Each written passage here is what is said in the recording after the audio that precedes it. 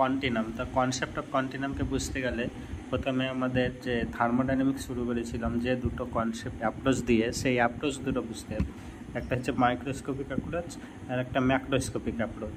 তো concept of কন্টিনাম সেই ক্রাইটেরিয়াটা দেয় আমরা এটা মাইক্রোস্কোপিক অ্যাপ্লাই করব কি করব না, সেই কনসেপ্টটা দেয়। তো আমরা প্রথমে কনসেপ্ট অফ কন্টিনামকে বুঝতে গেলে আর একটা জিনিস বুঝতে হবে, নাটসান নাম্বার। তো নাটসান নাম্বার হচ্ছে mean free path by characteristic dimension, মানে ল্যামডা বা এল। এবার মিন ফ্রি পাথ কি? মিন ফ্রি পাথ হচ্ছে তোমার মলিকুলার অ্যাভারেজ ডিস্ট্যান্স ট্রাভেল, মানে অ্যাভারেজ ডিস্ট্যান্স ট্রাভেল, কতটা ডিস্ট্যান্স ট্রাভেল করেছে মলিকুল, তার অ্যাভারেজ হচ্ছে মিন ফ্রি পাথ। ওই সেই mean free path by characteristic lambda হচ্ছে Knudsen number, characteristic dimension. Lambda by L, Knudsen number হচ্ছে ল্যামডা বাই এল।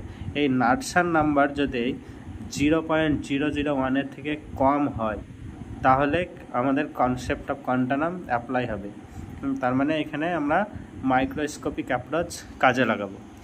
তো এইখানে কনসেপ্ট অফ কোয়ান্টামের একটা ব্যতিক্রম আছে।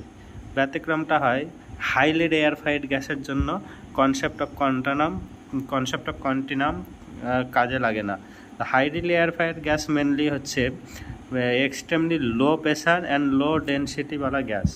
এই extremely low pressure and low ডেনসিটিওয়ালা গ্যাসের ক্ষেত্রে কনসেপ্ট অফ কন্টিনাম কাজে লাগে না।